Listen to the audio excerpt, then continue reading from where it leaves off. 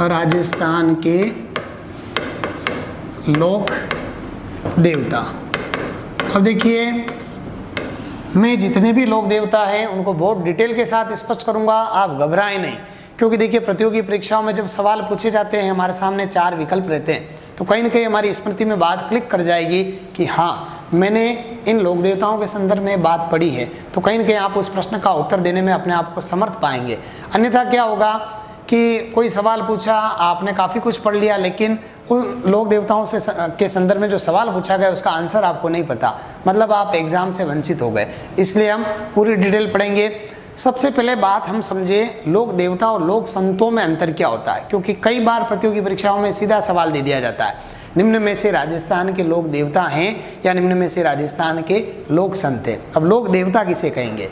देखिए, वे महापुरुष जिन्होंने अपने अलौकिक और चमत्कारिक कार्यों के द्वारा जनमानस में एक स्थान बनाया, पूजे जाने लगे। जैसे गायों की रक्षा की, गांव की रक्षा की, ब्राह्मणों की रक्षा की, अपने क्षेत्र की रक्षा करते हुए वीर गति को प्राप्त हुए, जिनके चमत्कार, जिनके पर्चे आज भी हैं, वो लोक देवता के रूप में पूजे गए। जबकि लोक संत वे महापुरुष जिन्होंने अपनी सुधारवादी नीतियों के द्वारा किसी पंथ का प्रवर्तन किया, नैतिक आचरण के नियम दिए, जिनका पंथ आज भी चल रहा है। जैसे हम पढ़ते हैं विष्णोई जाम्बोजी ने, विष्णोई धर्म के संस्थापक माने जाते हैं, विष्णोई संप्रदाय के संस्थापक माने जाते हैं, तो इसका मतलब वो लोक संत है। क्यों? क्योंकि विष्णोई 29 नियमों की पालना करते हैं। जसनाती संप्रदाय, तो जसनाती संप्रदाय के जितने भी अनुयायी हैं 36 नियमों की पालना करते हैं। चरणदासी 42 नियमों की पालना करते हैं। तो कुल मिलाकर लोक संत वे महापुरुष जिन्होंने अपनी सुधारवादी नीतियों के द्वारा किसी पंथ का प्रवर्तन किया, नैतिक आचरण के नियम दिए, वो लोक संत। और लोक देवता अलौकिक और चमत्कारिक कार्यों के द्वारा जनमानस में स्थान बनाने वाले महापुरुष। तो यहाँ एक बार इसकी हम एक परिभाषा या एक अर्थ लिख ले। लोक देवता कहेंगे किसे? अर्थ में यहाँ लिख लेता हूँ। अर्थ, राजस्थान के वे महापुरुष जिन्होंने अपने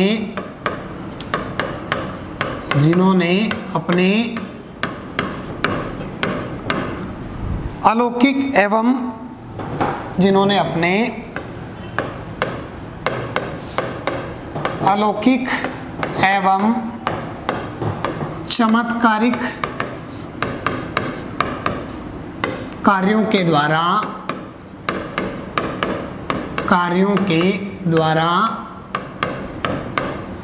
जनमानस में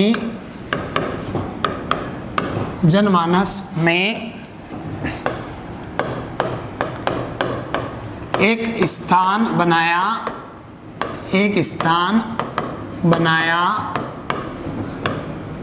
और पूजे जाने लगे। जैसे गायों की रक्षा की, ब्राह्मणों की रक्षा की,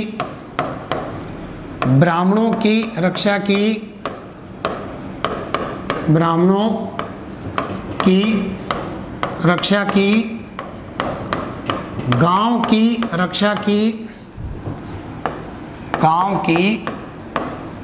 रक्षा की, नारी स्वाभिमान के लिए, नारी स्वाभिमान या नारी सम्मान की रक्षा के लिए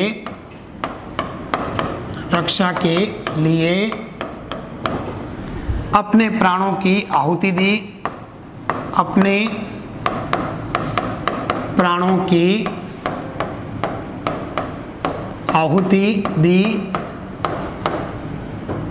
और जिनके चमत्कार आज भी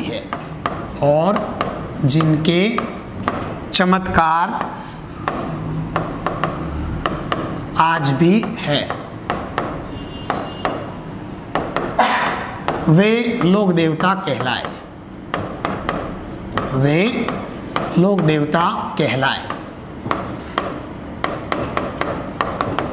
ये तो केवल हमने लोक देवता का एक अर्थ समझा कि वे महापुरुष जिन्होंने अपने अलौकिक और चमत्कारिक कार्यों के द्वारा जनमानस में एक स्थान बनाया और पूजे जाने लगे। अब यहाँ पर जनमानस में स्थान बनाने के लिए उन्होंने कौन से कार्य किए, तो यहाँ पर हमने थोड़ा सा उदाहरण के माध्यम से समझा कि जैसे गायों की रक्षा की, ब्राह्मणों की रक्षा की, गांव की रक्षा की, नारी सम्मान की रक्षा के लिए अपने प्राणों की आहुति दी और जिनके चमत्कार आज भी हैं वो लोक देवता कहलाए। अब अगली बात, एक सवाल फिर पूछा जाता है कि निम्न में से मारवाड़ के पंच पीरों में सम्मिलित लोक देवता है या नहीं है। अब इस प्रकार के सवाल का आंसर क्या, तो देखिए एक दोहा है कि पाबू हड़बू रामदेव मांगलिया जी मेहा, पांचों पीर पधार जो गोगा जी जेहा। इसमें मारवाड़ के पंच पीरों के नाम सम्मिलित है। अब इनको पीर क्यों कहा गया, क्योंकि इनकी पूजा उपासना हिंदू और मुस्लिम दोनों ही संप्रदाय के लोग करते हैं, इसलिए इनको पीर कहा गया। तो मारवाड़ के पंच पीरों में सम्मिलित लोक देवता कौन है, हम ये भी देख लेते हैं।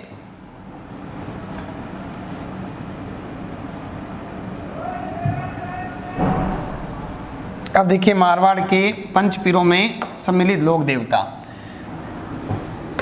मारवाड़ के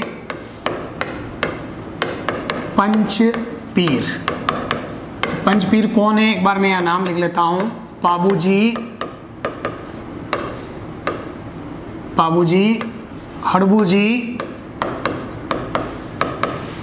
हड़बूजी, रामदेव जी, मेहाजी मांगलिया, मेहाजी मांगलिया एवं गोगा जी, एवं गोगा जी। ये मारवाड़ के पंच पीरों में सम्मिलित लोक देवताओं के नाम हो गए। पाबूजी हो गए, हड़बूजी हो गए, रामदेव जी, मेहाजी मांगलिया और गोगा जी। अब जो दोहा मैंने बोला है उसको भी लिख लेता हूँ, अगर आपको वो याद हो जाए तो आप उसको याद कर लीजिएगा, थोड़ा आसान हो जाएगा। इसको मैं ऊपर लिखे, अब यहाँ मैं एक बार दोहा लिख लेता हूँ कि पाबू हड़बू रामदेव, पाबू हड़बू रामदेव, मांगलिया जी मेहा, मांगलिया जी मेहा, पांचों पीर पधार जो, पांचों पीर पधार जो गोगा जी जेहा, गोगा जी जेहा। इसमें मारवाड़ के पांचों ही पीरों के नाम आ गए कि पाबूजी, हड़बूजी, रामदेव जी। ये पूरा नाम मेहाजी मांगलिया है। तुकबंदी करने के लिए इस प्रकार का दोहा बना है, तो सीधा लिखा मांगलिया जी मेहा, पांचों पीर पधार जो गोगा जी जेहा। तो पांचवें पीर कौन हो गए, गोगा जी। ये मारवाड़ के पंच पीरों में सम्मिलित लोक देवता। अब सबसे पहले मैं जिन लोक देवता की बात यहाँ करने जा रहा हूँ, जिन लोक देवता पर मैं चर्चा करने जा रहा हूँ, उन पर पूर्व प्रतियोगी परीक्षा में सवाल पूछा जा चुका है। एग्रीकल्चर सुपरवाइजर में आपके सीधा सीधा सवाल आया, गोरक्षक देवता पाबूजी। तो हम सबसे पहले बात कर लेते हैं पाबूजी की।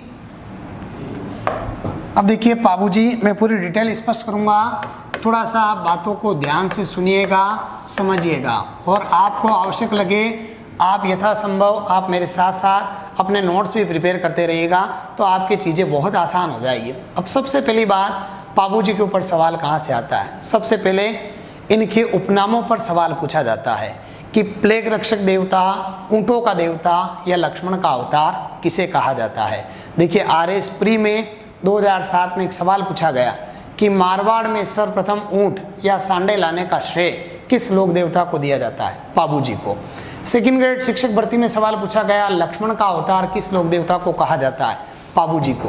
तो इस प्रकार के सवाल प्रतियोगी परीक्षाओं में आ चुके हैं। तो यहाँ पर सबसे पहले मैं बात कर रहा हूँ लोक देवता पाबूजी के उपनामों की। उपनाम कौन कौन से, प्लेग रक्षक देवता, ऊंटों के देवता, ऊंटों के देवता एवं लक्ष्मण के अवतार, एवं लक्ष्मण के अवतार। तीन तो इनके उपनाम हो गए, प्लेग रक्षक देवता, ऊंटों के देवता एवं लक्ष्मण के अवतार।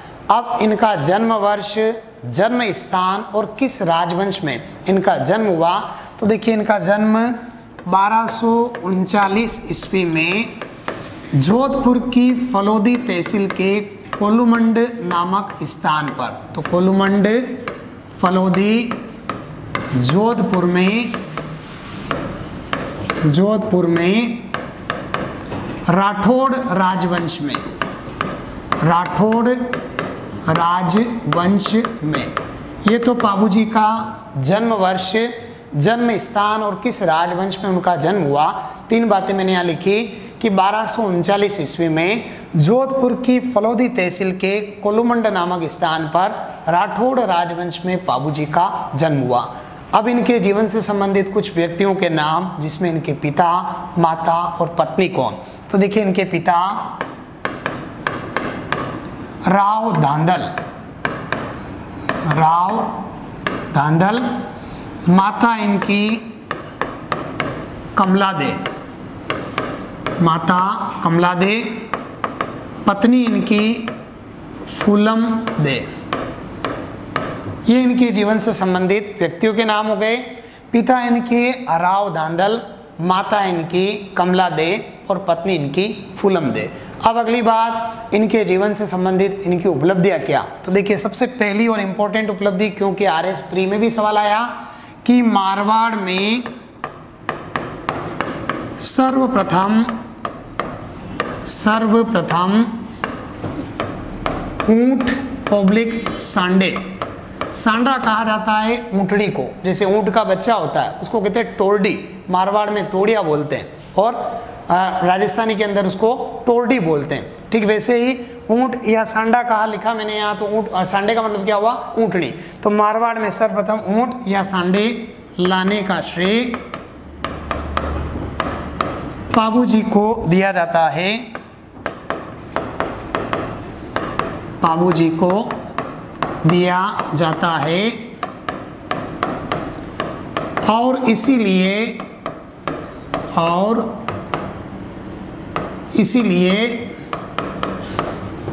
ऊंटों को पालने वाली राइका ओब्लिक रेबारी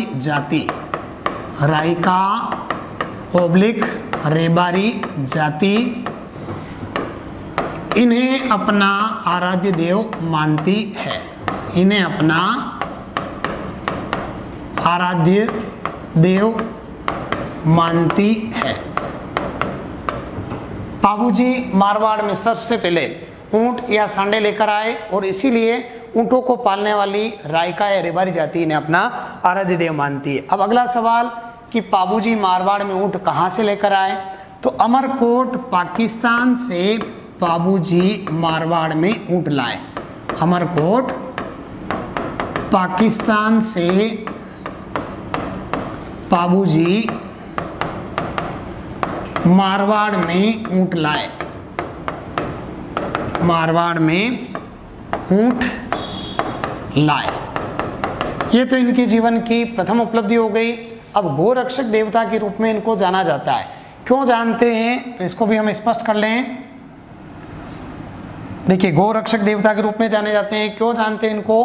तो एक सवाल आता है कि देवल चारणी की गायों को छुड़वाने का श्रेय किस लोक देवता को दिया जाता है। अब यहाँ कंफ्यूजन क्रिएट नहीं हो जाए, क्योंकि 2 महिलाओं के नाम 2 लोक देवताओं के साथ जुड़े हुए हैं। अगर सवाल पूछे कि लाछा गुजरी की गायों को छुड़वाने का श्रेय तो तेजा जी, और देवल चारणी की गायों को छुड़वाने का श्रेय तो बाबूजी।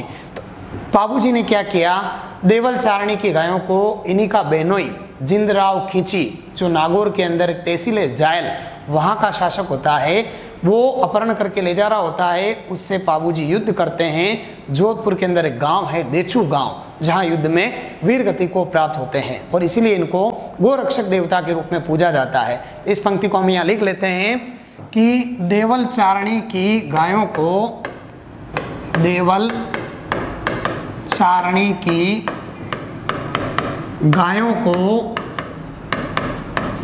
अपने बहनोई, बाबूजी का ही बहनोई होता है, अपने बहनोई जिंदराव खींची,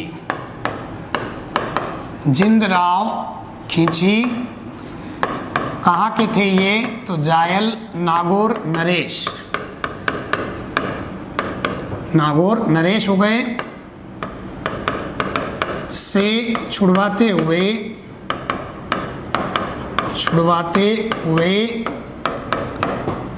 देचू गांव जोधपुर में, देचू गांव जोधपुर में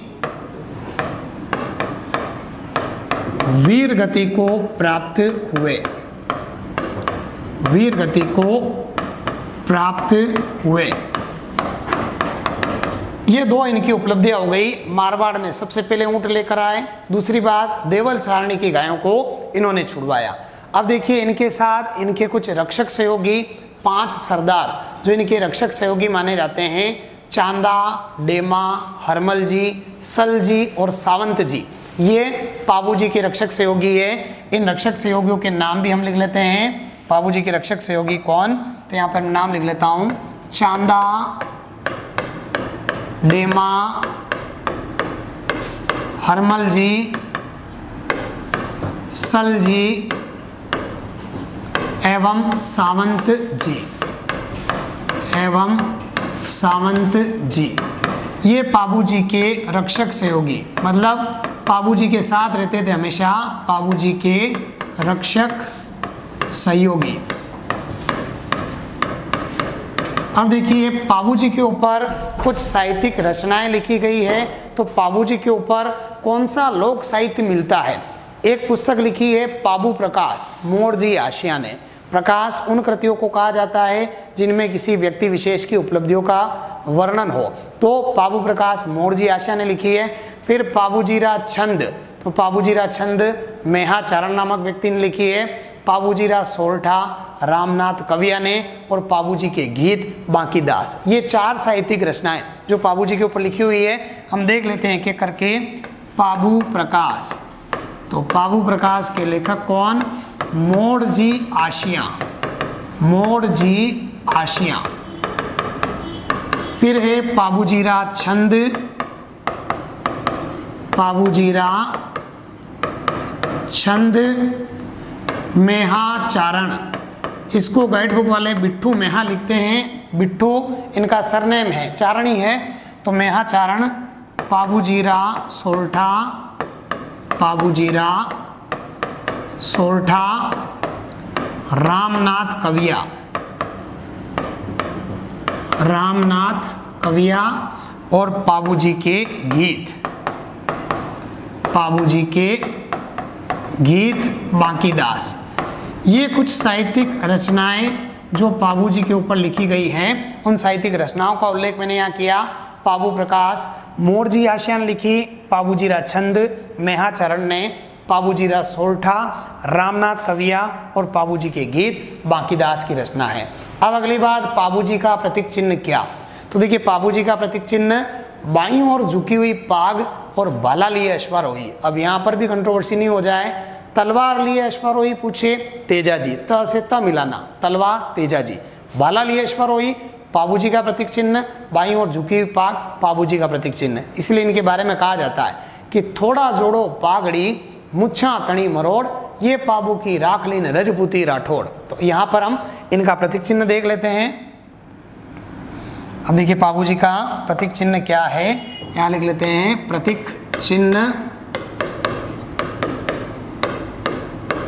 बाईं और झुकी हुई पाग, बाईं और झुकी हुई पाग और भाला लिए अश्वारोही, भाला लिए अश्वारोही, अश्वारोही, ये पाबू जी का प्रतीक चिन्ह हो गया। अब अगली बात, पाबू जी की घोड़ी कौन सी? तो पाबू जी की घोड़ी का नाम है केसर कालमी, घोड़ी केसर कालमी, ये पाबू जी की घोड़ी का नाम है। अब इनका मंदिर कहाँ स्थित है? तो इनके जन्म स्थान कोलूमंड जोधपुर में इनका मंदिर बना हुआ है, कोलूमंड जोधपुर इनका मुख्य मंदिर, इनका मुख्य मंदिर अब ये मंदिर कब और किसने बनवाया? तो ये मंदिर 1358 में धांधल सोम के पुत्र सोहड़ द्वारा बनवाया जाता है। मुख्य मंदिर इसका निर्माण 1358 में धांधल सोम के पुत्र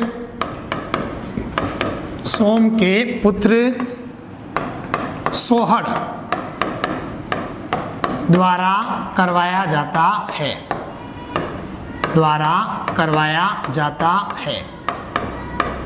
अब देखिए इनके मेले की तिथि पर भी सवाल पूछा जाता है।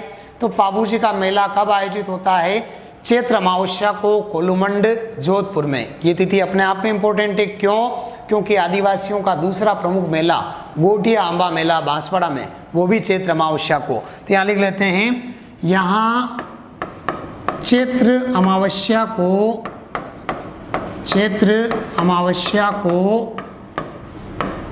इनका मेला भरता है। अब सबसे इंपॉर्टेंट बात, लोक देवताओं के संदर्भ में उनकी फड़ के ऊपर सवाल पूछे जाते हैं। सबसे लोकप्रिय फड़ पाबूजी की होती है, जिसका वाचन नायक या रेबारी जाति के भोपे रावण हत्ता वाद्य यंत्र के साथ करते हैं। अब फड़ क्या होती है?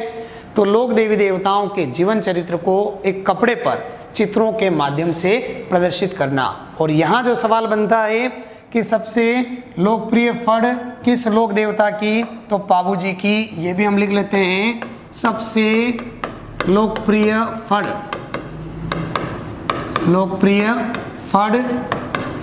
पाबूजी की होती है,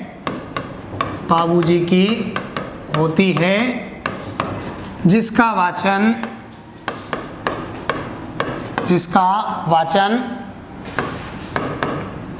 नायक ओब्लिक रेबारी जाति के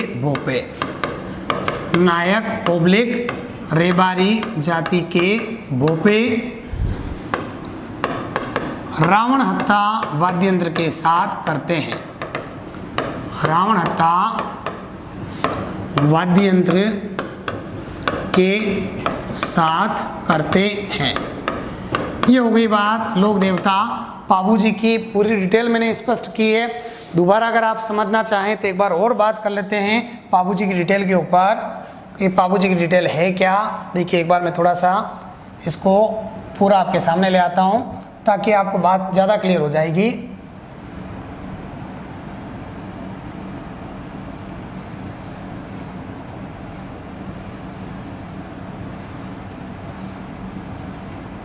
अब देखिए सबसे पहले मैं बात करूंगा पाबूजी के उपनामों की। तो प्लेग रक्षक देवता, ऊंटों के देवता और लक्ष्मण के अवतार, 3 इनके उपनाम हमने यहाँ लिखे। जन्म 1239 ईस्वी में जोधपुर की फलोदी तहसील के कोलूमंड नामक स्थान पर राठौड़ राजवंश में। पिता इनके राव धांधल, माता इनकी कमला दे, पत्नी इनकी फूलम दे। 2 उपलब्धियां,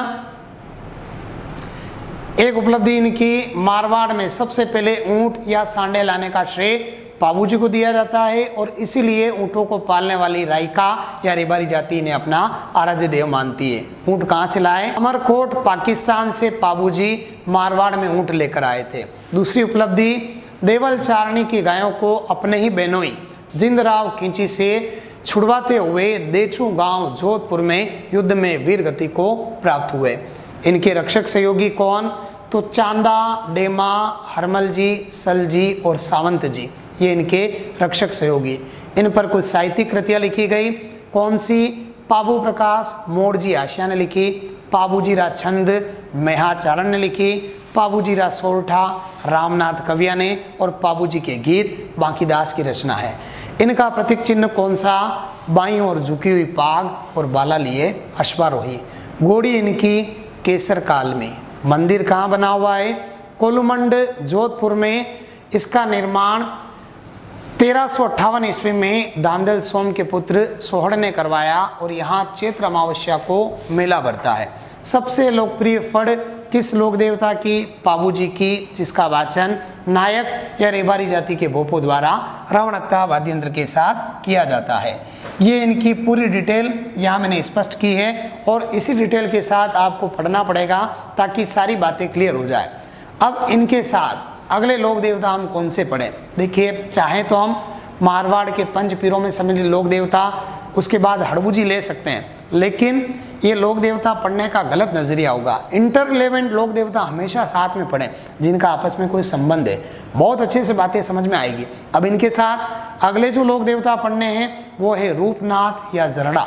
अब रूपनाथ या जरड़ा में क्यों ले रहा हूँ, कारण मैं अभी स्पष्ट कर रहा हूँ। अभी आप इतना समझ लीजिए कि इनके साथ हमें जो लोक देवता पढ़ने हैं वो रूपनाथ या जरड़ा।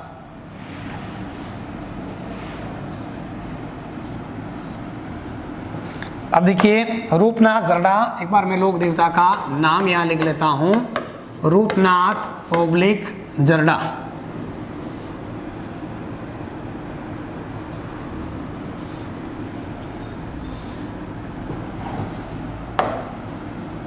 वापिस लिख लेता हूँ यहाँ पर, अगले लोक देवता रूपनाथ ओब्लिक जरड़ा। अब देखिए, पाबूजी के साथ मैंने अगले लोक देवता लिए हैं रूपनाथ या जरड़ा। क्यों लिए, कारण स्पष्ट कर रहा हूं।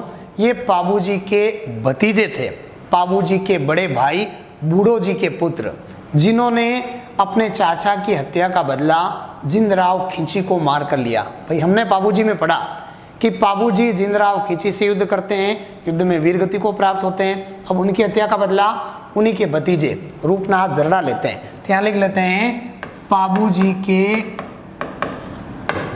बड़े भाई बूढ़ो जी के पुत्र, बूढ़ो जी के पुत्र, जिन्होंने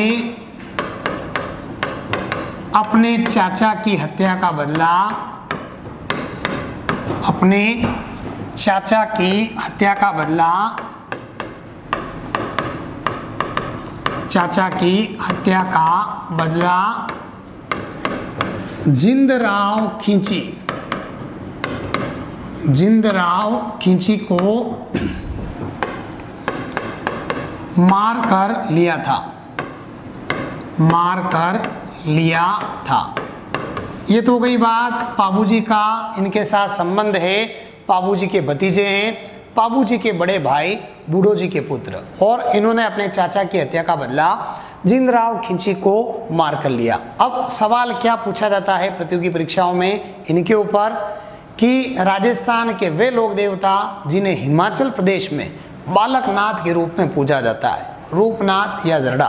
तो यहाँ लिख लेते हैं, इन्हें हिमाचल प्रदेश में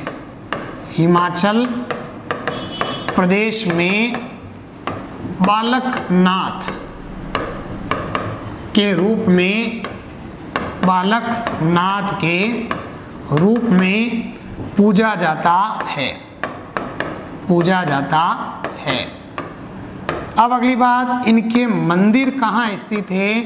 तो देखिए, इनके दो मंदिर बने हुए हैं। एक जहाँ पाबूजी का मंदिर है यानी कि कोलूमंड जोधपुर के अंदर, तो प्रथम मंदिर हम लिख लेते हैं कोलूमंड जोधपुर, और दूसरा मंदिर कहाँ बना हुआ है? तो दूसरा मंदिर है सिम्बुदड़ा बीकानेर। अब ये सिम्बुदड़ा एक स्थान भी है और सिम्बुदड़ा एक संप्रदाय की पुस्तक का नाम भी है। जैसे हम जसनाती संप्रदाय पढ़ेंगे तो जसनाती संप्रदाय की दो प्रमुख पुस्तकें कोंडा और सिम्बुदड़ा, तो ये एक स्थान भी है, एक पुस्तक का नाम भी है। ये हो गई बात रूपनाथ या जरड़ा की। पाबूजी के बड़े भाई बूढ़ो जी के पुत्र हैं, इन्होंने अपने चाचा की हत्या का बदला जिंदराव खिंची को मार कर लिया। हिमाचल प्रदेश में इन्हें किस उपनाम से पूछते हैं? बालकनाथ के नाम से। इनके मंदिर कहाँ स्थित है? एक कोलूमंड जोधपुर और दूसरा सिम्बुदड़ा बीकानेर के अंदर। ये हो गई बात पाबूजी और रूपनाथ जरड़ा चाचा भतीजे की। अब अगले लोक देवता ले लेता हूं मैं, गोगा जी। अब देखिए, गोगा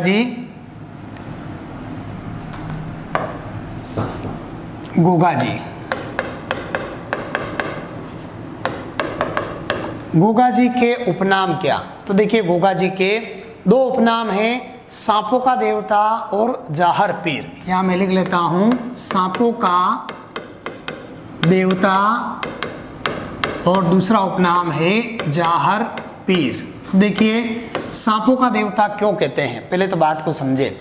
इनका प्रतीक चिन्ह होता है पत्थर पर सर्प की आकृति, इसलिए सांपों का देवता। अब यूं देखें तो तेजा जी को भी सांपों का देवता कहा जाता है। क्यों? क्योंकि सर्प और कुत्ते के काटे प्राणी के स्वस्थ होने के लिए तेजा जी के नाम की तांती धागा बांधा जाता है। वो भी सांपों के देवता है, ये भी सांपों के देवता है। कंट्रोवर्सी नहीं हो, ऑप्शन की प्रकृति को समझते हुए आंसर दे। दूसरा मैंने लिखा जाहर पीर। जाहर पीर का शाब्दिक अर्थ होता है साक्षात पीर के समान। अब ये बात किसने लिखी? सूर्यमल मिश्रण ने अपनी साहित्यिक रचनाओं में इनको जाहर पीर के उपनाम से लिखा है। तो यहाँ पर क्वेश्चन में लिख लेते हैं सूर्यमल मिश्रण ने अपने साहित्य में लिखा। और ये बात मैंने कहाँ से ली है, ये बात मैं स्पष्ट कर दूं, क्योंकि आप कहीं कहीं ये भी पढ़ेंगे कि महमूद गजनवी ने इनको कहा। अब ऐसी बात कहाँ मिलती है ये आपको देखना पड़ेगा, अन्यथा राजस्थान में भक्ति आंदोलन डॉक्टर पेमाराम की पुस्तक है, रेफरेंस बुक है, उसमें आप जाकर देख लीजिएगा सूर्यमल मिश्रण ने अपने साहित्य में लिखा। तो ये इनका एक और उपनाम हो गया जाहर पीर। अब देखिए इनका जन्म वर्ष, जन्म स्थान और राजवंश कौन सा। तो देखिए इनका जन्म हुआ विक्रम संवत 1003 ईस्वी में। विक्रम संवत 1003 ईस्वी में ददरेवा चुरू में, ददरेवा चुरू में चौहान वंशीय राजपूत परिवार में, चुरू में चौहान वंशीय राजपूत परिवार में, चौहान वंशीय राजपूत परिवार में। अब देखिए ददरेवा का एक उपनाम और है। ददरेवा को किस उपनाम से जानते हैं? तो ददरेवा को शीर्ष मेढ़ी भी कहा जाता है। ददरेवा को शीर्ष मेढ़ी भी कहते हैं। अब क्यों कहते हैं ये कारण मैं आगे स्पष्ट करूंगा, अभी इतना समझ लीजिएगा कि इनके जन्म स्थान ददरेवा का एक अन्य उपनाम क्या है, इसको शीर्ष मेढ़ी भी कहा जाता है। ये तो इनके जन्म वर्ष, जन्म स्थान और वंश की बात हुई। विक्रम संवत 1003 ईस्वी में चुरू जिले के ददरेवा नामक स्थान पर चौहान वंशीय राजपूत परिवार में इनका जन्म हुआ।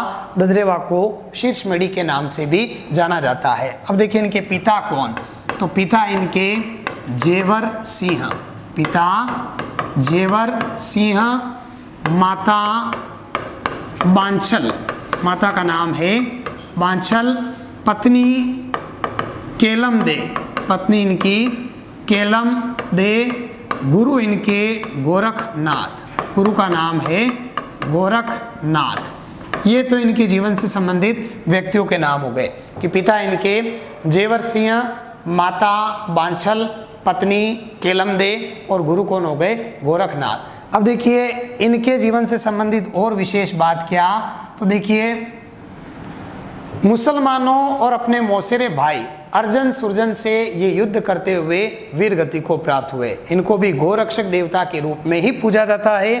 तो यहाँ ये पंक्ति हम लिख लेते हैं कि मुसलमानों एवं अपने मौसेरे भाई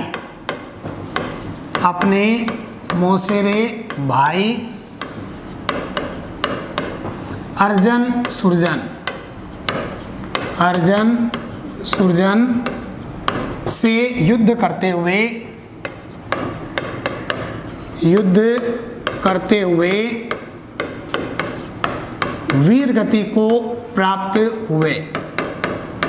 वीर गति को प्राप्त हुए। अब देखिए ये किस शासक के समकालीन माने जाते हैं, तो एक आक्रांता था महमूद गजनवी, उसके समकालीन लोक देवता अगर सवाल पूछा जाए तो गोगा जी। ये पंक्ति भी इसके साथ लिख लेते हैं हम, महमूद गजनवी के समकालीन लोक देवता, महमूद गजनवी के समकालीन लोक देवता। ये तो हो गई बात कि मुसलमानों और अपने मौसेरे भाई अर्जन सुरजन से युद्ध करते हुए वीर गति को प्राप्त हुए। किसके समकालीन माने जाते हैं? तो महमूद गजनवी के समकालीन लोक देवता। अब देखिए इनका प्रतीक चिन्ह यहाँ लिख लेते हैं, प्रतीक चिन्ह।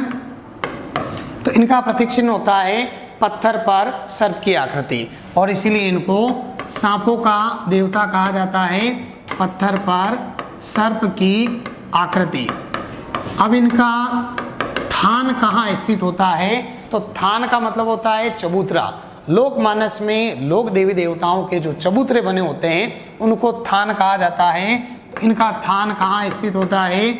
इनका थान खेजड़ी वृक्ष के नीचे, खेजड़ी वृक्ष के नीचे। और इसीलिए राजस्थानी में कहावत है कि गांव गांव खेजड़ी न गांव गांव गोगो। अब ऐसी बात नहीं है कि ये कोई एकमात्र लोक देवता जिनका थान खेजड़ी वृक्ष के नीचे होता है।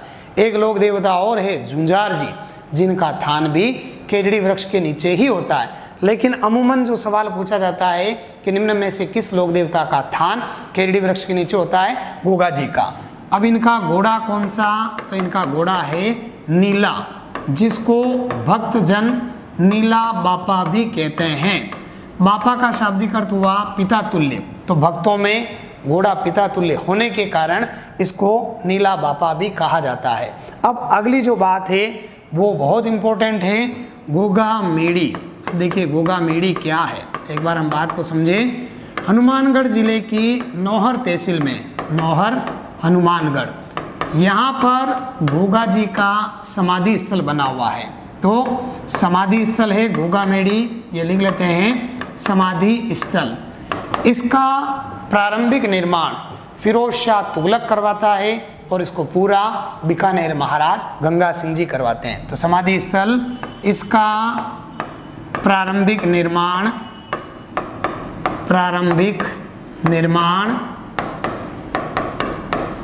फिरोज शाह तुगलक करवाता है, फिरोज शाह तुगलक करवाता है, एवं इसे पूरा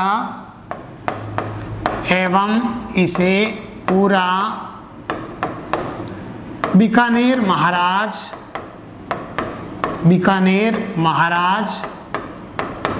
गंगा सिंह जी करवाते हैं, गंगा सिंह जी करवाते हैं। ये तो गई बात इनके समाधि स्थल की कि गोगा मेड़ी हनुमानगढ़ जिले की नौहर तहसील में इनका समाधि स्थल बना हुआ है। प्रारंभिक निर्माण फिरोज शाह तुगलक ने करवाया, पूरा बीकानेर महाराज गंगा सिंह जी करवाते हैं। इसको किस उपनाम से जाना जाता है? तो इसको धूर मेड़ी, शीर्ष मेड़ी तो ददरेवा चूरू हो गया, इसको धूर मेड़ी, तो इसको लिख लेते हैं, मैं यहाँ लिख लेता हूँ इसको, इसे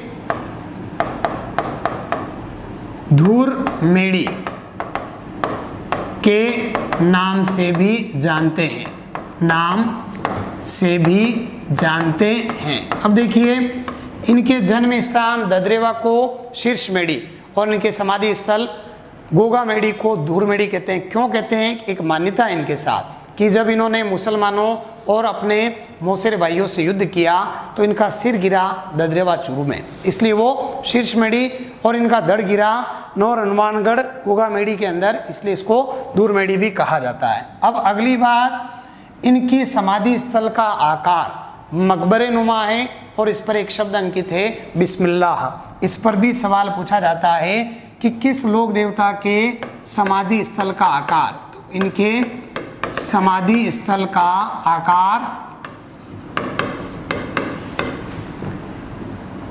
मकबरे नुमा है, मकबरे नुमा है, और इस पर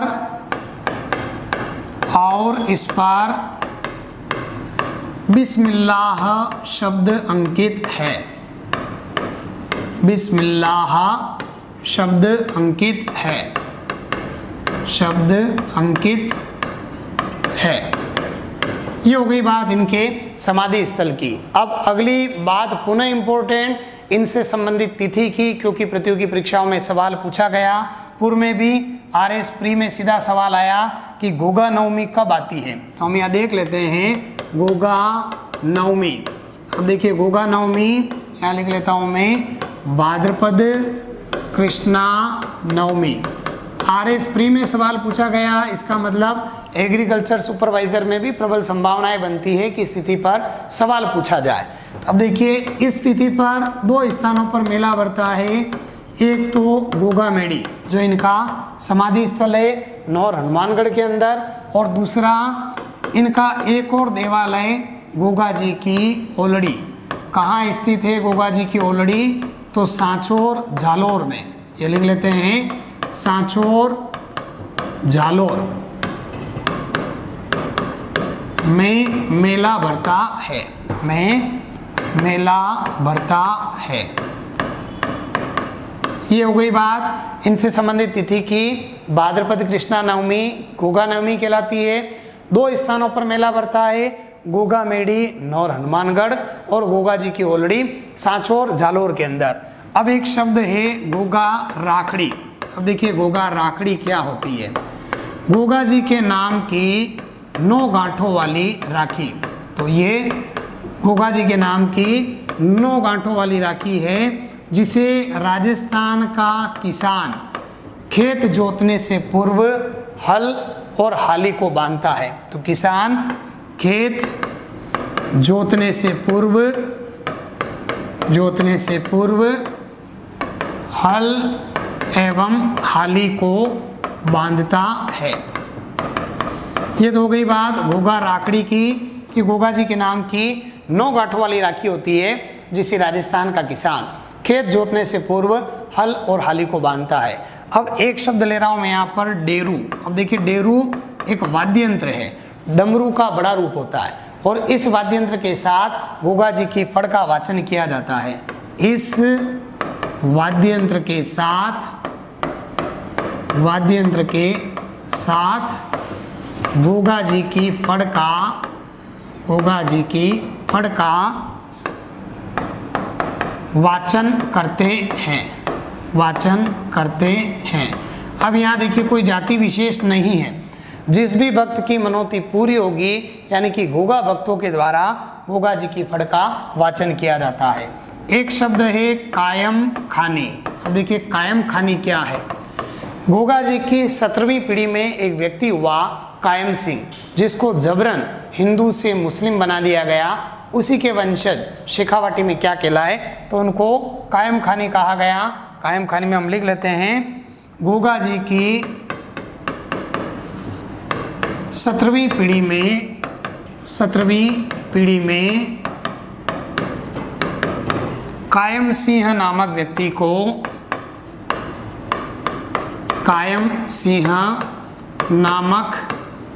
व्यक्ति को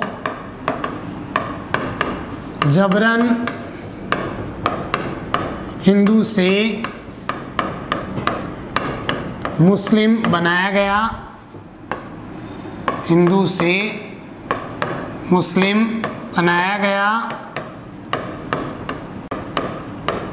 उसी के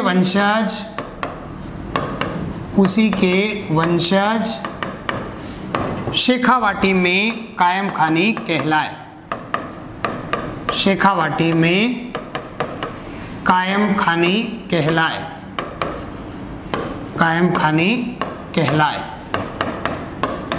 अब देखिए गोगा जी के ऊपर भी साहित्यिक रचनाएं लिखी गई है। एक गोगा जी का रसावला मेह नामक कवि ने लिखा है, तो ये एक अंतिम रचना लिख लेते हैं हम, गोगा जी का रसावला। लेखक कौन है इसके, मेह कवि। तो ये आपके गोगा जी के संदर्भ में बातें हो गई। गोगा जी राजस्थान के अलावा हिमाचल प्रदेश, पंजाब, हरियाणा, उत्तर प्रदेश और गुजरात में भी लोक देवता के रूप में पूजे जाते हैं। ये पूरी गोगा जी की डिटेल हो गई। एक बार अगर हम और सुनना चाहें तो और सुन सकते हैं। दोबारा एक बार स्पष्ट कर देता हूँ। 2 इनके उपनाम लिखे मैंने, सांपों का देवता और जाहर पीर। तो सांपों का देवता पत्थर के ऊपर सर्प की आकृति, इनका प्रतीक चिन्ह होता है, इसलिए इनको सांपों का देवता कहा जाता है। और दूसरी बात जाहर पीर, तो सूर्यमल मिश्रण ने अपने साहित्य के अंदर इनको जहर पीर के उपनाम से लिखा है। अब इनका जन्म कब हुआ? विक्रम संवत 1003 ईस्वी में चूरू जिले के ददरेवा नामक स्थान पर चौहान वंशीय राजपूत परिवार में इनका जन्म हुआ। पिता इनके जेवर सिंह, माता इनकी बांछल, पत्नी इनकी केलमदे, गुरु इनके गोरखनाथ। ददरेवा को शीर्ष मेढ़ी के उपनाम से भी जानते हैं। अब अगली बात, इनकी उपलब्धि क्या? तो गोरक्षक देवता के रूप में इनको भी जाना जाता है। मुसलमानों और अपने मौसेरे भाई अर्जन सुरजन से युद्ध करते हुए वीर गति को प्राप्त हुए। किसके समकालीन हैं ये? महमूद गजनवी के समकालीन लोक देवता। इनका प्रतीक चिन्ह क्या? तो पत्थर के ऊपर सर्प की आकृति। थान कहाँ स्थित होता है? केजड़ी वृक्ष के नीचे, और इसीलिए कहावत है कि गांव गांव केजड़ी न गांव गांव गोगो। घोड़ा इनका नीला घोड़ा, जिसको नीला बापा के नाम से भी जानते हैं। समाधि स्थल इनका हनुमानगढ़ जिले की नौहर तहसील में गोगा मेढ़ी। अब इसका आकार मकबरे नुमा, इस पर एक शब्द अंकित है बिस्मिल्लाह। इसका प्रारंभिक निर्माण फिरोज शाह तुगलक ने करवाया। इसको पूरा बीकानेर महाराज गंगा सिंह जी करवाते हैं, और इसको दूर मेढ़ी के उपनाम से भी जाना जाता है। गोगा नवमी कब आती है? भाद्रपद कृष्णा नवमी। 2 स्थानों पर मेला बढ़ता है। एक गोगा जी के समाधि स्थल गोगा मेढ़ी नौर हनुमानगढ़, दूसरा गोगा जी के ओलड़ी सांचो और जालोर में। गोगा राखड़ी क्या है? तो गोगा जी के नाम की 9 गांठों वाली राखी, जिसे किसान खेत जोतने से पूर्व हल और हाली को बांधता है। डेरू एक वाद्य यंत्र है। इस वाद्य यंत्र के साथ गोगा जी की फड़ का वाचन किया जाता है। कायम खानी, गोगा जी की 17वीं पीढ़ी में कायम सिंह नामक एक व्यक्ति हुआ, जिसको जबरन हिंदू से मुस्लिम बना दिया गया। उसी के वंशज शेखावटी में क्या कहलाए? कायम खानी कहलाए। गोगा जी का रसावला मेह नामक कवि ने लिखे हैं। इसके अलावा एक बात मैंने और कही, अंतर्राज्यीय लोक देवता हैं। राजस्थान के अलावा हिमाचल प्रदेश, पंजाब, हरियाणा, उत्तर प्रदेश और गुजरात में भी इनकी पूजा उपासना की जाती है। ये हो गई बात लोक देवता गोगा जी की। अब देखिए, गोगा जी के बाद अगले जो हम लोक देवता पढ़ेंगे, केसरिया कुंवर जी। अब ये गोगा जी के साथ क्यों ले रहा हूँ? इंटर रिलेवेंट लोक देवता है। गोगा जी के पुत्र हैं केसरिया कुंवर जी, जो स्वयं भी एक लोक देवता हुए हैं। तो अब अगले लोक देवता मैं ले लेता हूं केसरिया कुंवर जी। केसरिया कुंवर जी गोगा जी के साथ पढ़ रहे हैं हम, क्यों? क्योंकि गोगा जी के पुत्र हैं। तो यहां हम लिख लेते हैं गोगा जी के पुत्र, और ये स्वयं भी क्या है? एक लोक देवता हुए हैं। अब इनके संदर्भ में विशेष बात क्या? तो देखिए, इनका जो भोपा होता है वो सर्पदंश के रोगी का अपने मुंह द्वारा जहर चूसकर इलाज करता है। सांप के काटे हुए रोगी का इनका भोपा मुंह से जहर चूसकर इलाज करता है। इनके संदर्भ में विशेष बात है, तो यहाँ लिख लेते हैं इनका भोपा सर्पदंश के रोगी का, सर्पदंश के रोगी का अपने मुंह द्वारा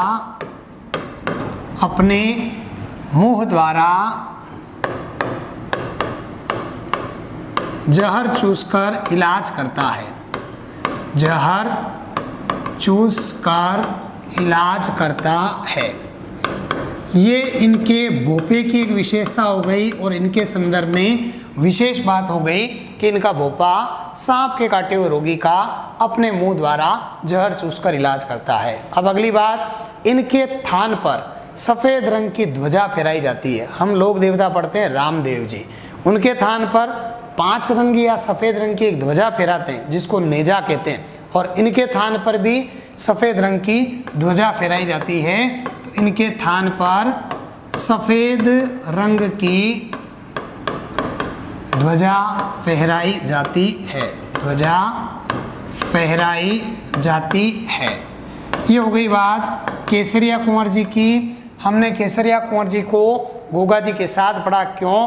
क्योंकि गोगा जी के पुत्र हैं। ये भी एक लोक देवता हुए हैं, गोगा जी भी एक लोक देवता हुए हैं। इनके भोपे की एक विशेषता, सर्पदंश के रोगी का अपने मुंह द्वारा जहर चूसकर इलाज करता है। दूसरी बात, इनके थान पर सफ़ेद रंग की ध्वजा फहराई जाती है। अब अगले जो मैं लोक देवता ले रहा हूँ, राजस्थान के बहुत ख्यात नाम और लोक प्रसिद्ध लोक देवता हैं बाबा रामदेव जी। बहुत लोक प्रसिद्ध है, डिटेल भी काफ़ी लंबी है, बहुत धैर्य के साथ आपको सुननी पड़ेगी, पढ़नी पड़ेगी। लेकिन देखिए चर्चित लोक देवता है, सवाल की संभावनाएं प्रबल बनती है, इसलिए इनकी डिटेल पूरी देखेंगे। लोक देवता बाबा रामदेव जी। बाबा रामदेव जी, अब देखिए बाबा रामदेव जी का जन्म कब हुआ, कहाँ हुआ और किस वंश से इनका संबंध है। जन्म वर्ष को लेकर बहुत कंट्रोवर्सी है। राजस्थान में भक्ति आंदोलन डॉक्टर पेमाराम लिखते हैं कि इनका जन्म हुआ विक्रम संवत 1409 से 1462 ईस्वी के बीच बाड़मेर की शिव तहसील के उंडू काश्मीर नामक स्थान पर तंवर वंशीय राजपूत परिवार में। हम सीधा पंक्ति लिखेंगे क्योंकि जन्म वर्ष को लेकर कंट्रोवर्सी है। रेफरेंस बुक जो प्रामाणिक पुस्तक है वो सीधा ये लिखती है कि विक्रम संवत 1409 से 1462। तो हम लिख लेते हैं जन्म विक्रम संवत 1409 से 62 ईस्वी के बीच उंडू काश्मीर शिव बाड़मेर में, उंडू काश्मीर शिव बाड़मेर में, बाड़मेर में। कौन से वंश में? तो तंवर वंशीय राजपूत परिवार में, तंवर वंशीय राजपूत परिवार में। ये तो इनका प्रारंभिक परिचय हो गया कि जन्म विक्रम संवत 1409 से 1462 ईस्वी के बीच बाड़मेर की शिव तहसील के उंडू काश्मीर नामक स्थान पर तंवर वंशीय राजपूत परिवार में इनका जन्म हुआ। अब देखिए हिंदू इनको कृष्ण का अवतार मानते हैं और मुस्लिम रामसा पीर के रूप में इनकी पूजा उपासना करते हैं। तो यहाँ पर ये पंक्ति भी लिख लेते हैं, हिंदू कृष्ण का अवतार मानकर, कृष्ण का अवतार मानकर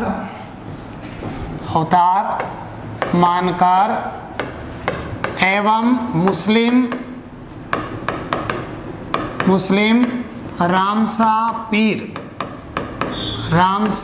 पीर के रूप में पूजते हैं, रामसा पीर के रूप में पूजते हैं। हिंदुओं के द्वारा इनको कृष्ण का अवतार माना जाता है और मुस्लिम रामसा पीर के रूप में इनकी पूजा उपासना करते हैं। और इसीलिए देखिए जब आप पढ़ते हैं, एक बात पढ़ेंगे इसमें कि राजस्थान में सांप्रदायिक सद्भावना का सबसे बड़ा मेला बाबा रामदेव जी का मेला होता है, क्योंकि हिंदू और मुस्लिम दोनों के द्वारा इनकी पूजा उपासना की जाती है। अब देखिए इनके पिता कौन थे, हम लिख लेते हैं पिता अजमाल जी। इनके पिता का नाम है अजमाल जी। माता मीणा दे, माता इनकी मीणा दे। पत्नी इनकी नेतल दे, पत्नी का नाम है नेतल दे। भाई इनके वीरम देव, भाई वीरम देव। बहन सुगना, बहन का नाम है सुगना। और सबसे इम्पोर्टेंट नाम इनके गुरु का, जिन पर प्रतियोगी परीक्षा में सवाल पूछा जाता है, बालीनाथ। ये इनके जीवन से संबंधित व्यक्तियों के नाम हो गए। चर्चित लोक देवता है, परिवार के लगभग सभी सदस्यों के नाम मैंने यहाँ लिखे। पिता अजमाल जी, माता मीणा दे, पत्नी नेतल दे, भाई वीरम देव, बहन सुगना और गुरु का नाम हो गया बालीनाथ। अब इनके जीवन की उपलब्धियां क्या? तो देखिए इन्होंने भैरव नामक एक क्रूर व्यक्ति को मारा, साथ ही पोकरण जिसका प्राचीन नाम मिलता है सातलमेर, इस कस्बे को इन्होंने पुनः बसाया और रुणेचा जैसलमेर में राम सरोवर की स्थापना की। तत्कालीन समय में भैरव नामक एक क्रूर व्यक्ति था जिसके आतंक से पूरा पोकरण कस्बा परेशान था।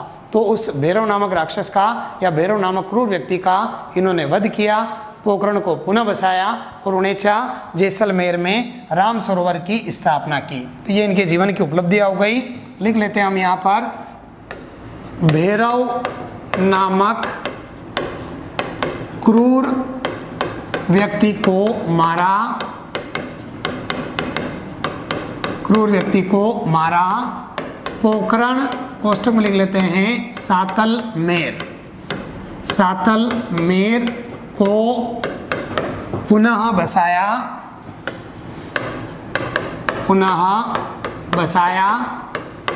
एवं रुणेचा जैसलमेर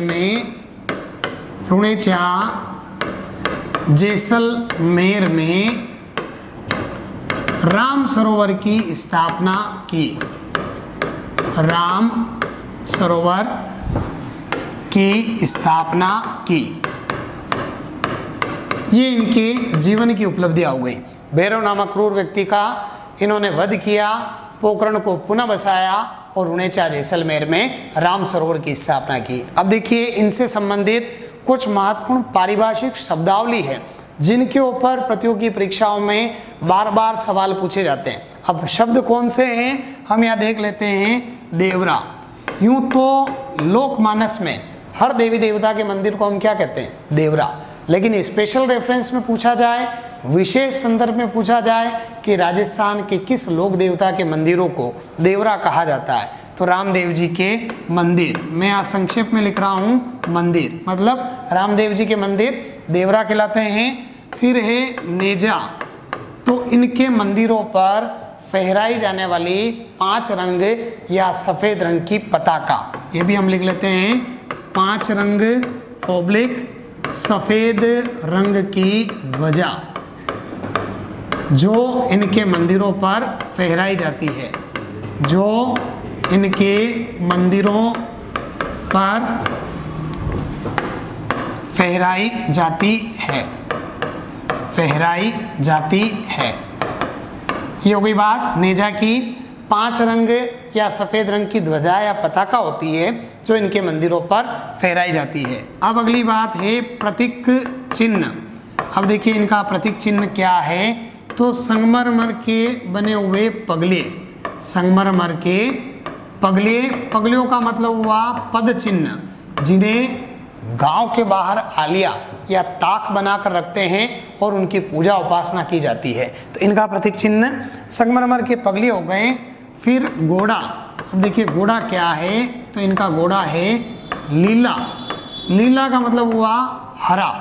जब भी किसी भक्त की मनौती पूरी होती है वो रामदेव जी को कपड़े का बना हुआ हरा घोड़ा चढ़ाते हैं, तो ये इनका घोड़ा हो गया। फिर एक शब्द है पर्चा।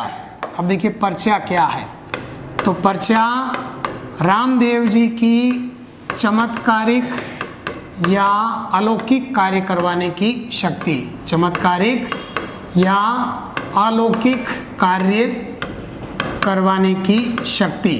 भाई इनके बारे में कहते हैं कि इनका पर्चा भारी है। पर्चा भारी होने का मतलब क्या हुआ कि अन्य लोक देवताओं की अपेक्षा इनके चमत्कार ज़्यादा है, तो अलौकिक या चमत्कारिक कार्य करवाने की शक्ति, ये क्या कहलाती है? पर्चा कहलाती है। फिर है शब्द जम्मा। देखिए जम्मा क्या है, रामदेव जी की आराधना में जो रात्रि जागरण दिया जाता है उसे जम्मा कहते हैं। एक शब्द में लिख लेते हैं रात्रि जागरण। ये रामदेव जी का जो रात्रि जागरण है वो जम्मा कहलाता है। फिर शब्द है जातरू। अब देखिए जातरू क्या है, रामदेवरा जाने वाले यात्री। वैसे तो मूल रूप में पैदल यात्रियों को कहा जाता है, आजकल सभी यात्री हो गए जातरू। तो यहाँ लिख लेते हैं रामदेवरा जाने वाले यात्री, वो जातरू कहलाते हैं। फिर एक शब्द रिखिया। अब देखिए रिखिया क्या है, तो रिखिया रामदेव जी के मेघवाल जाति के भक्त, उन्हें क्या कहा जाता है? रिखिया कहते हैं। तो यहाँ भी एक पंक्ति में लिख लेते हैं मेघवाल भक्त। अब इसमें एक मेघवाल जाति की इनकी शिष्या और धर्म बहन डाली बाई पर प्रतियोगी परीक्षाओं में सवाल पूछा जाता है। तो डाली बाई, इसमें एक पंक्ति लिख लेते हैं रामदेव जी की मेघवाल जाति की शिष्या एवं धर्म बहन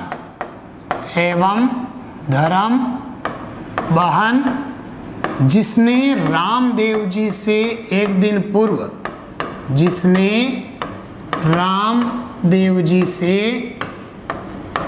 एक दिन पूर्व एक दिन पूर्व राम सरोवर के पास, ये राम सरोवर रुणेचा जैसलमेर, तो राम सरोवर के पास जीवित समाधि ली थी, जीवित समाधि ली थी। ये हो गई बात डाली बाई की। डाली बाई पर पूर्व में भी प्रतियोगी परीक्षाओं में सवाल पूछे जा चुके हैं। रामदेव जी की मेघवाल जाति की शिष्या और उनकी धर्म बहन भी थी, जिसने रामदेव जी से एक दिन पूर्व राम सरोवर के पास जीवित समाधि ली। इसके अलावा कामड़िया पंथ, तो रामदेव जी द्वारा चलाए गए एक पंथ का नाम है कामड़िया पंथ। यहाँ पर लिख लेते हैं कामड़िया पंथ रामदेव जी द्वारा चलाया गया, द्वारा चलाया गया। ये रामदेव जी द्वारा चलाए गए पंथ का नाम है। इसके बाद एक लोक नृत्य लिख रहा हूँ, अपने आप में इम्पोर्टेंट है। दो धार्मिक नृत्यों पर सवाल आते हैं, 13 ताली और अग्नि नृत्य, कई बार प्रतियोगी परीक्षाओं में पूछे जा चुके हैं। तो अगला नृत्य मैं लिख लेता हूँ यहाँ पर 13 ताली। ये रामदेव जी की आराधना में कामड़ जाति की महिलाओं द्वारा किया जाता है। तो कामड़ जाति की महिलाओं द्वारा रामदेव जी की आराधना में किया जाता है। रामदेव जी की आराधना में किया जाता है। अब सबसे इम्पोर्टेंट स्थान रामदेव जी से संबंधित, इनका मुख्य मंदिर कहाँ बना हुआ है? तो रामदेवरा, ये रुणेचा जैसलमेर में स्थित, रुणेचा जैसलमेर, यहाँ स्थित इनका मुख्य मंदिर है। तो यहाँ लिख लेते हैं मुख्य मंदिर रामदेवरा, रुणेचा जैसलमेर में स्थित रामदेव जी का मुख्य मंदिर हो गया। अब अगली बात, अगली तिथि पुनः इंपॉर्टेंट, बाबेरी बीज। अब देखिए बाबेरी बीज कब आती है, यहाँ लिख लेते हैं बाबेरी बीज। तिथि हम लिख लेते हैं भाद्रपद शुक्ला द्वितीया, भाद्रपद शुक्ला द्वितीया बाबेरी बीज तिथि हो गई। और इस दिन रुणेचा जैसलमेर में सांप्रदायिक सद्भावना का राजस्थान का सबसे बड़ा मेला आयोजित होता है और ये भाद्रपद शुक्ला एकादशी तक चलता है। यहाँ लिख लेते हैं रुणेचा जैसलमेर स्थित, जैसलमेर स्थित रामदेवरे पर, रामदेवरे पर सांप्रदायिक सद्भावना का, सांप्रदायिक सद्भावना का, सद्भावना का सबसे बड़ा मेला, ये राजस्थान का है, सबसे बड़ा मेला भरता है एवं भाद्रपद शुक्ला एकादशी तक चलता है, शुक्ला एकादशी तक चलता है। ये राजस्थान में सांप्रदायिक सद्भावना का सबसे बड़ा मेला हो गया रामदेव जी का, जो बाबेरी बीज यानी कि भाद्रपद शुक्ला द्वितीया से प्रारंभ होगा और भाद्रपद शुक्ला एकादशी तक चलेगा। ये तो हो गई बात इनके मुख्य मंदिर और मेले की। अब सवाल बनता है छोटा रामदेवरा कहाँ स्थित है? तो देखिए छोटा रामदेवरा ये गुजरात में बना हुआ है। तो छोटा रामदेवरा गुजरात, ये स्थान का नाम लिख दिया मैंने। अब सवाल पूछे कि मिनी रामदेवरा कहाँ स्थित है? तो मिनी रामदेवरा खुंडियास धाम अजमेर, मिनी रामदेवरा खुंडियास धाम, खुंडियास धाम अजमेर। दोनों में थोड़ा सा अंतर हो गया, छोटा रामदेवरा गुजरात के अंदर और मिनी रामदेवरा खुंडियास धाम अजमेर। अब अगर सवाल पूछे कि राजस्थान में रामदेव जी के अन्य देवरे या अन्य मंदिर कहाँ बने हुए हैं? सुरताखेड़ा चित्तौड़गढ़, बिराटिया पाली, मसूरिया पहाड़ी जोधपुर, कोटड़ा ब्यावर अजमेर, ये उदयपुर कोटड़ा नहीं, ब्यावर अजमेर और हल्दीना अलवर, यहाँ इनके अन्य मुख्य मंदिर बने हुए हैं। तो इनके अन्य मंदिर कहाँ है? अन्य मंदिर यहाँ पर हम लिख लेते हैं सुरताखेड़ा चित्तौड़गढ़, सुरताखेड़ा चित्तौड़गढ़, बिराटिया पाली, ये पहले अजमेर में था, परिसीमन के बाद क्षेत्र चेंज हो गया इसका, बिराटिया पाली, मसूरिया पहाड़ी जोधपुर, मसूरिया पहाड़ी जोधपुर,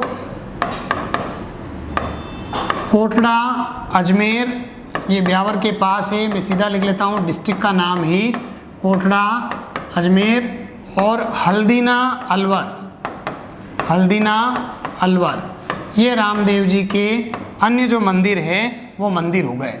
अब अगली बात, ये तो सुरताखेड़ा चित्तौड़गढ़, बिराटिया पाली, मसूरिया पहाड़ी जोधपुर, कोटड़ा ब्यावर अजमेर और हल्दीना अलवर।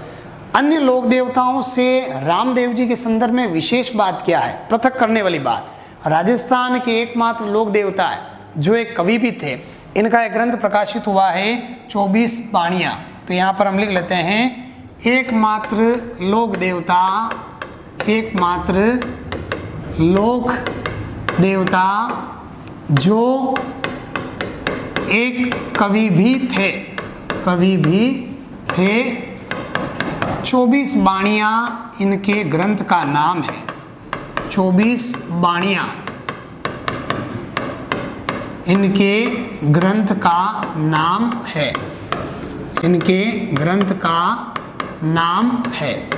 ये राजस्थान के एकमात्र लोक देवता हैं रामदेव जी, जो एक कवि भी थे, और 24 बाणियाँ इनके द्वारा लिखित ग्रंथ का नाम। अब अगली बात, एक स्थान लिख रहा हूँ मैं, पंचपीपली, ये मारवाड़ में स्थान है, और इस स्थान पर रामदेव जी ने मक्का से आए 5 पीरों को पर्चा दिया। हुआ क्या? मक्का से 5 पीर आए इनकी ख्याति सुनकर कि कलयुग में कोई चमत्कारी पुरुष हुआ है, वो आए इनकी परीक्षा लेने के लिए। आते ही इनको चमत्कार दिखाए रामदेव जी को, जमीन के अंदर पीपल के बीज डाले, पीपल के पेड़ उगा दिए। रामदेव जी धैर्य के साथ सारे चमत्कार देखते गए। रामदेव जी ने कहा, भैया आप बाहर से पधारे, मेरे मेहमान हैं, कुछ जलपान ग्रहण कीजिए। उन्होंने कहा, साहब हम तुम्हारे पात्रों में खाते हैं। तो रामदेव जी ने हाथ पहुंचाया और 5वें पात्र वहाँ लेकर आ गए। तो वो पैरों में गिड़गिड़ा कर बोले कि मैं तो खाली पीर, हाँ थे पीरारा पीर। तो ये वो स्थान है जहाँ पर इन्होंने मक्का से आए 5 पीरों को पर्चा दिया। तो यहाँ लिख लेते हैं, मक्का से आए 5 पीरों को पर्चा दिया। अब अगली बात, इनकी भी पढ़ का वाचन किया जाता है। कौन सी जाति के बोपे और कौन सा वाद्य यंत्र?